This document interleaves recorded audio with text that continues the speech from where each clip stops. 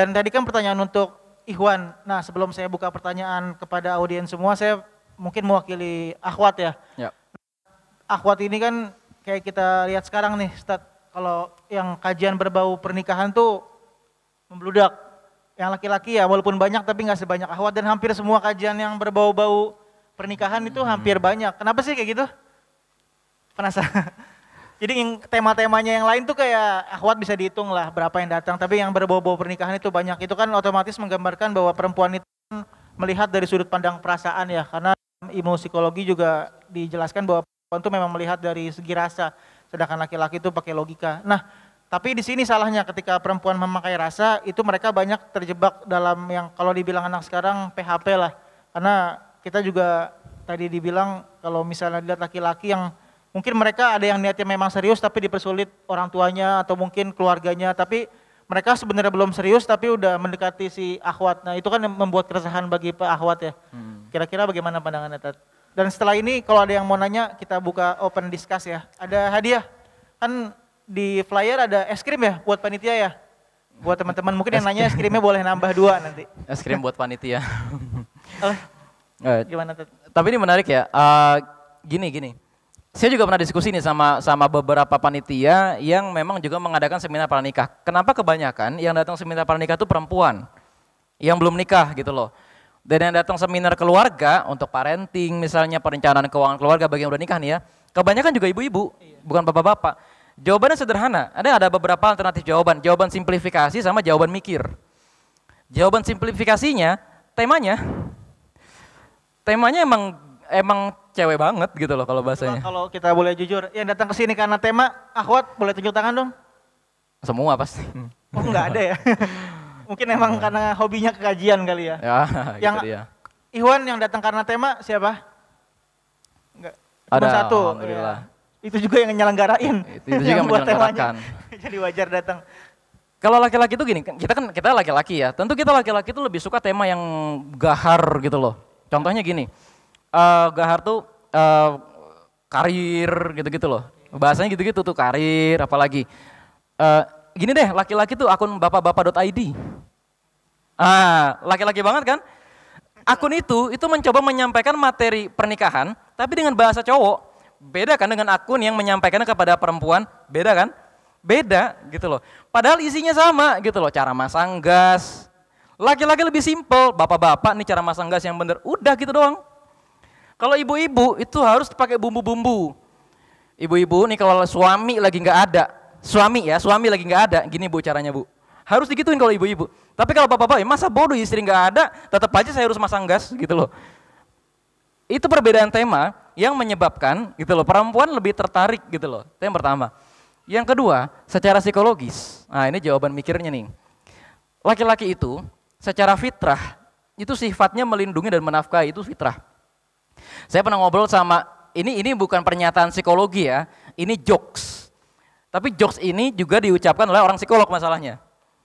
Ketika perempuan punya uang, dia tidak berpikir untuk menafkahi orang lain. Ketika perempuan punya uang, dia berpikir untuk oke, gua akhirnya bebas dari orang tua, gua akhirnya bebas dari suami, gua akhirnya bebas dari laki-laki. Tapi ketika laki-laki punya uang, oke, saya sekarang bisa menafkahi perempuan. Kalau sudah punya, oke, bisa nambah lagi. Itu fitrah. Beneran? Bener nggak? Yang udah nikah siapa tadi? Yang udah nikah senyum-senyum semua kok. Mau ngangguk-ngangguk ada istri di sebelah.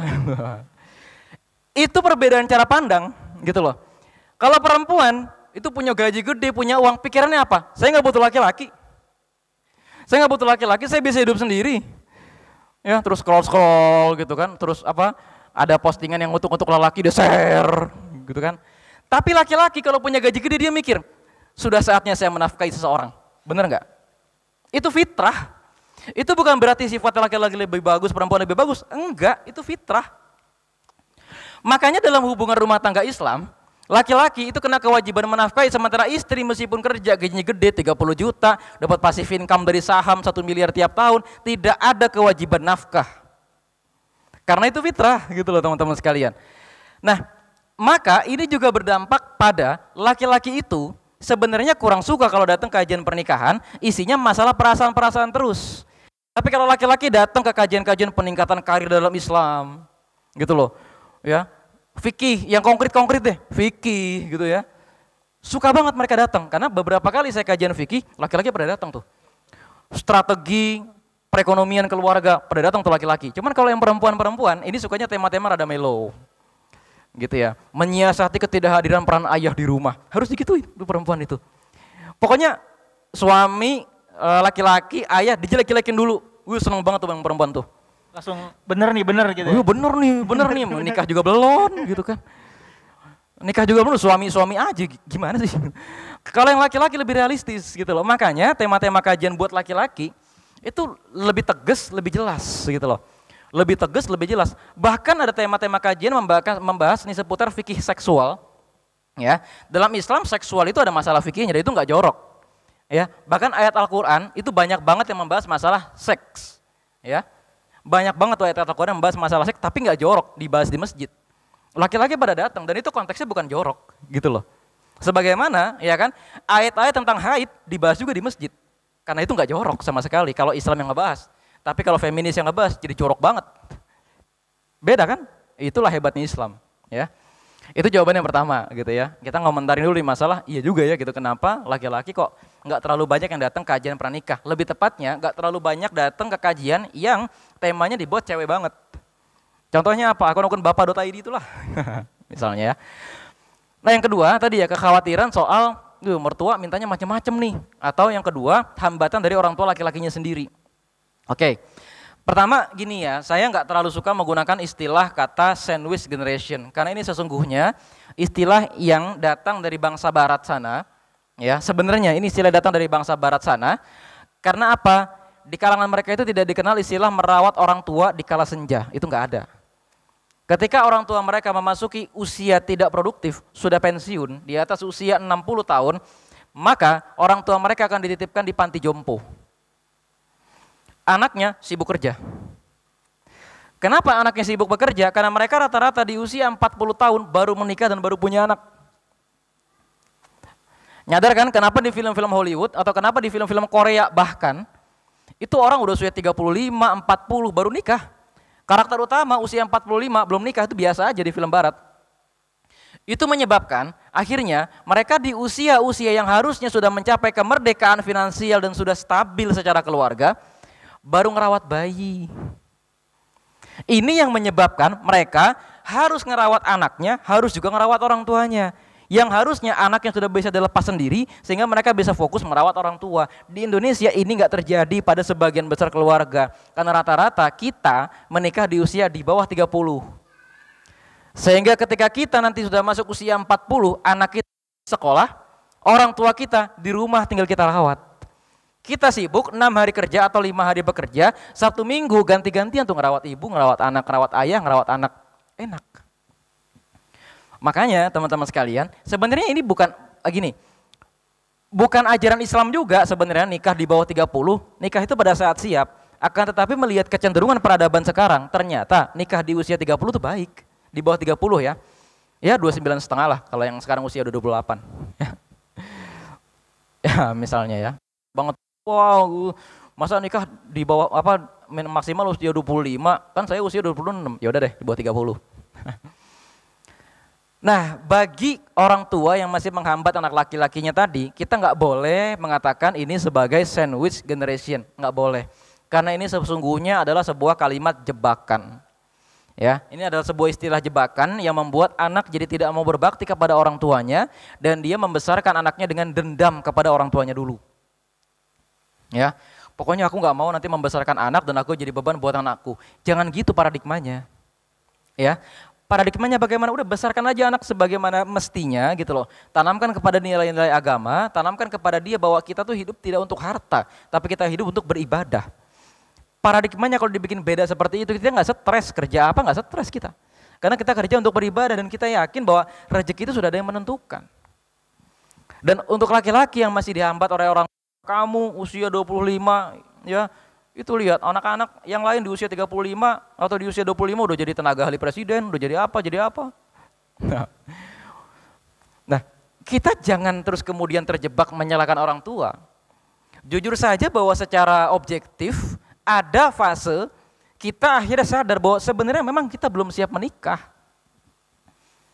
Kalau boleh saya mau cerita sedikit, saya nikah di usia 23 tahun. Istri saya saat itu usianya masih 20 tahun, muda banget. Istri saya baru banget masuk kuliah saat itu, saya saat itu lagi tengah-tengahnya kuliah, lagi nggak asiknya kuliah deh, lagi seneng-senengnya bolos, mikirin hidup, gitu ya. Lo punya kuasa gitu-gitu deh pokoknya. Mirip Ustaz. Iya, makanya. Lagi seneng gitu-gitu deh di kantin kampus, ke maba-maba. Ke junior gitu ya. Iya, junior gitu. Lo junior, iya. Nah, gitu-gitu deh pokoknya senengnya. Sama lah ya, UNJ, UIN sama tuh kulturnya kayak begitu ya. Nah, lagi senang-senangnya kayak gitu, nikah gitu loh. Rambut sama panjang juga, cuman bedanya kalau sekarang panjangnya udah bagus, kalau dulu panjangnya panjang senior. Gitu ya. Semester akhir lah ya. Semester akhir lah gitu, udah semester akhir, lulusnya kapan nggak tahu. Kalau ditanya, Luffy aja belum One Piece, kok gue lulus? Nah, jawabannya begitu terus. Di saat itu gitu ya, oke gitu, meskipun memang saat itu saya udah kerja. Saya sejak awal kuliah tidak lagi dibiayai orang tua, berangkat-berangkat sendiri, nggak punya uang, nggak berangkat. Orang tua saya bukan orang miskin, orang tua saya pegawai negeri, tapi membesarkan saya dengan cara itu gitu loh. Istri saya saat itu, memang dia kondisinya baru masuk kuliah, tapi dia udah jadi kepala sekolah rumah tahfiz saat itu. Udah selesai dia sama hafalannya, sementara saya juga saat itu jadi imam di masjid kampus UNJ. Ibaratnya tuh kalau orang ngelihat ini udah sama-sama siap nikah gitu loh. Kalau orang lihat. Dan akhirnya saat itu kami menikah dan kami baru menikah di usia muda, di usia belum 5, sama-sama belum lulus. Saya harus bayar kuliah. Saya harus bayarin istri saya berangkat kuliah. Coba bayangin. Ketika istri saya hamil, kita sama-sama terdiam gitu loh. Terdiam kenapa? Dia harus saat itu ujian akhir apa segala macam. Akhirnya apa yang terjadi? Saya tidak bisa melanjutkan di UNJ. Mati. Cek. Wajar. Berapa ini? Enggak ya. Enggak ada hubungannya. Lanjut. Ya. Jadi saat itu teman-teman sekalian, saya terpaksa tidak lanjut lagi di UNJ. Ada masa kekosongan 2 tahun, saya kerja gitu loh. Saya kerja untuk apa? Membiayai anak saya, membiayai ongkos istri saya sampai lulus, apa dan lain sebagainya. Baru setelah istri saya lulus, anak saya kira-kira keperluannya tidak sebesar dulu, dan saya tidak perlu lagi di rumah dalam tanda kutip seharian penuh. Kan saya kalau kerja itu dari jam 7 sampai jam 3, udah pulang dong, habis itu ada anak bayi di rumah. Nggak mungkin saya tinggal kuliah. Baru 2 tahun kemudian, saya bisa lanjut lagi kuliah. Tadi belum ada di CV itu, saya sekarang lanjut lagi kuliah di Stidi Al-Hikmah, ngambil penyiaran Islam. Dan ngambil juga tuh beberapa sanad ke ulama-ulama. Kenapa? Baru sempet. Itu yang nggak saya pahami dulu gitu loh teman-teman sekalian. Jadi bagi teman-teman sekalian yang pada saat kuliah gitu loh, mau nikah, dipikirkan juga ternyata kesibukannya akan terbagi. Bagi yang perempuan ngerjain skripsi dan dalam kondisi udah ada anak, nggak segampang itu. Bagi yang laki-laki itu lagi semester akhir, harus kerja juga. Sementara gini teman-teman sekalian, saya baru ngalamin ada apa ya bahasanya, hate comment, hate speak gitu ya, atau ujaran-ujaran kebencian dari orang-orang. Saya harus kerja dan kuliah. Istri saya di rumah punya bayi. Saya kerja, ada orang ngomong, itu istri ditinggal-tinggal gimana sih, nggak pulang aja. Saya di rumah, ada lagi orang ngomong, gimana sih di rumah terus bukan nyari uang, istri keperluannya banyak apa segala macam. Itu bukan di Indonesia kan? Enggak di Depok itu. Bukan di Indonesia. Orang Indonesia baik-baik soalnya. Baik-baik aja gitu. Orang Indonesia baik-baik, ramah, tidak sombong ya, suka memberikan sedekah, suka membantu penderitaan orang agar lebih bertambah. Ya. Ya tenang aja, kalau kita tidak suka sama diri sendiri, tenang aja, Anda tidak sendiri soalnya. Itu kalau kata ini ya, kata-kata apa namanya? shitpost gitu. Iya, kalau Anda tidak suka dengan hidup ini, tenang saja. Banyak juga yang tidak suka dengan hidup Anda. Gitu. Itu kan. Saya pernah ada di fase-fase kayak gitu loh, ketika saya udah nikah, semua orang itu mengutuk suami gitu, coba bayangin. Sampai sekarang kan semua orang tuh mengutuk suami. Saya kerja dibilang fatherless. Saya nggak kerja dibilang nggak bisa menafkahi. Apa sih maksudnya? Makanya rumah tangga kita tuh kalau sekarang dibangun hanya dengan media sosial, Anda tidak akan jadi berumah tangga gitu loh. Makanya banyak sekarang rumah tangga manipulatif. Apa itu rumah tangga manipulatif? Hanya menonjolkan sisi baiknya di media sosial, yang kemudian sisi-sisi baik itu dikutip orang, di-stitch orang, dan diterapkan di keluarganya sendiri yang ternyata tidak relevan. Contoh, suami itu idealnya setiap 1 minggu ngajak main anaknya. Oke, bagaimana kalau suami Anda orang yang kerja di pertambangan, pulangnya 1 minggu 6 bulan sekali? Kerja di tambang. Ya, apalagi suami itu idealnya kalau sudah kerja, pulang kerja udah nggak usah pegang handphone. Suami Anda guru harus melayani komplain orang tua. Yang harus ngangkat telepon orang tua murid 1 kali 24 jam selama sehari. Siapa yang guru di sini? Angkat tangan. Ngerasain nggak? Jam 3 pagi ditelepon, Bu, yang bener PR-nya begini, Bu. Iya, Bu, bener. Kok begini? Bukan ibu yang ngerjain anaknya, Bu. Anaknya, Bu. Ibu nggak usah ngerjain, ibu tidur sekarang, anaknya yang suruh ngerjain, Bu. Saya ngalamin kayak begitu. Dan itu kalau saya ceritain ke orang-orang di media sosial, mereka pasti akan ngomong, loh, kok udah punya anak masih main handphone? Pasti orang-orang di media sosial hanya akan melihat bapaknya main handphone terus, padahal dia nggak tahu tuh bapaknya lagi kerja. Iya kan? Nah, sementara istrinya oke, memang istri itu atau perempuan itu diciptakan ngikutin fitrah, ya, ngikutin perasaan gitu loh. Makanya ketika suami pulang kerja gitu kan capek, namanya pulang kerja tuh nggak ada yang nggak capek, ya. Namanya mau laki-laki mau perempuan pulang kerja tuh nggak ada yang nggak capek. Ya, apalagi teman-teman yang tinggal di daerah Serpong, kerja di Jakarta, macet kan? Ya mungkin ada yang lewat Parung, lewat Jalan Mogot, lewat Puspiptek sana gitu kan. Lagi macet bisa ngafalin Quran tuh sejus lebih. Lama. Panas gitu kan. Kan kalau kerja di daerah Serpong tuh ancamannya besar kan, matahari yang panas, macet, kebocoran nuklir, wah. Iya sempat rame kan. Tawuran deket UIN, wah ribet banget. Ada liberalisme di kampung, waduh. Namanya tinggal di Serpong tuh tantangannya banyak. Ya kan?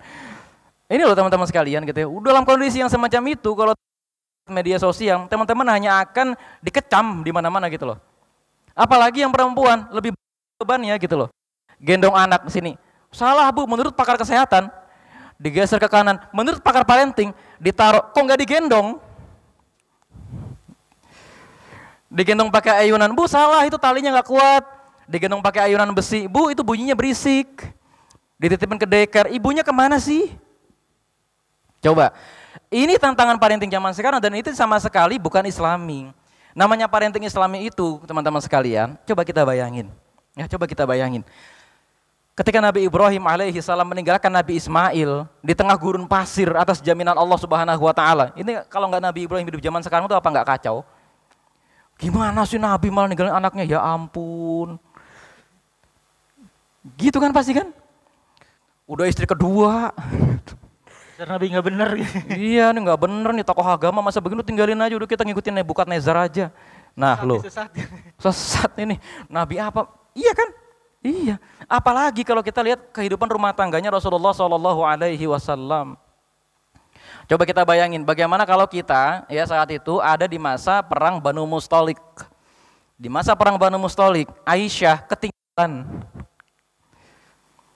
Diantar pulang sama seorang sahabat Nabi yang di belakang pasukan bekerja sebagai penyisir atau penyapu belakang. Kalau ada yang pernah naik gunung tahu ya, ada satu orang ditinggal di rombongan paling terakhir. Bukan karena dia lemah, bukan karena dia suka selfie, bukan. Tapi emang dia sengaja kalau ada barang ketinggalan, orang sakit, atau orang pura-pura sakit, walah, tuntun dia. Ada orang satu ketinggalan di belakang namanya Sofwan bin Mu'attal. Kaget dia, loh Aisyah ini. Dibawa ke kota Madinah. Apa kata orang-orang munafik pada saat itu? Ya ampun istri Nabi berjalan dua-duaan selingkuh malam-malam. Kalau kita hidup di masa itu dan sudah ada TikTok, tuh lihat tuh. Viral langsung. Tuh, iya. Nabi masa gitu, makanya beragama tuh nggak usah ekstrim-ekstrim. Bener nggak? Iya. Loh makanya nih teman-teman sekalian gitu. Menikah tuh jangan pakai media sosial gitu loh. Pastikan pernikahan kita itu presisi dengan syariat Islam dan setiap keluarga punya bebannya masing-masing. Saya nikah usia 23, istri saya umur 20, belum tentu cocok sama teman-teman sekalian, belum tentu. Utsman bin Affan aja nikah umur 34, udah santai aja.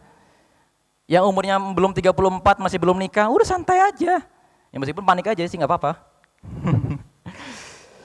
Ya, Ali bin Abi Thalib itu nikah umur 25 kok, tenang aja gitu loh. Ketika semua sahabiah Rasulullah Shallallahu Alaihi Wasallam itu nikah di usia belasan tahun, Fatimah itu nikah di usia 20 kok. Ya, Fatimah nikah di usia 20. Dan banyak istri-istri Nabi yang lain itu settle pernikahannya di atas usia 25. Udah tenang aja. Itu loh kira-kira jawabannya. Seru nggak? Iya, jadi mikir ya. Oh gitu. Iya, seru ya. Jadi udah mantap ya.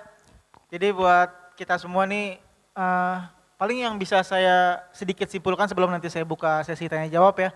Jadi untuk menikah itu yang paling penting itu kita menikah atas bergening posisi kita sendiri ya, jangan banyak dengerin kata orang. Ketika kita sudah merasa kita berjalan sesuai dengan Quran dan Sunnah dan itu kita rasa benar, ya udah jalanin aja. Jadi kayak yang tadi dibilang, kita gendong anak, dibilang menurut pakar apa, parenting, bukan gitu cara gendongnya. Kita taruh menurut orang-orang ke sosial, kok nggak digendong anaknya, banyak aja kan kata-kata yang seperti itu kan malah justru merusak mental kita ya. Dan di masa sekarang yang paling kita butuhkan itu mental nggak sih? Bukan masalah uang, bukan masalah waktu, tapi mental itu, karena kalau mental udah kena kan fisik kita jadi drop, kita mau ngapa-ngapain jadi nggak fokus ya. Jadi harapannya, apalagi pernikahan yang kita bangun dalam waktu yang bukan setahun 2 tahun ya, ini kan bakal seumur hidup, tentunya kita berharap seperti itu. Jadi kalau misalnya kita bisa merawat diri kita sendiri, mental kita kuat, insya Allah juga keluarga yang kita bangun juga akan menghasilkan sesuatu yang kuat.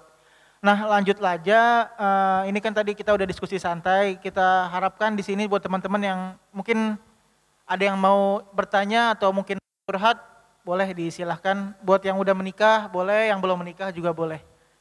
Mungkin dari Akhwat dulu kali ya, boleh mic-nya tolong.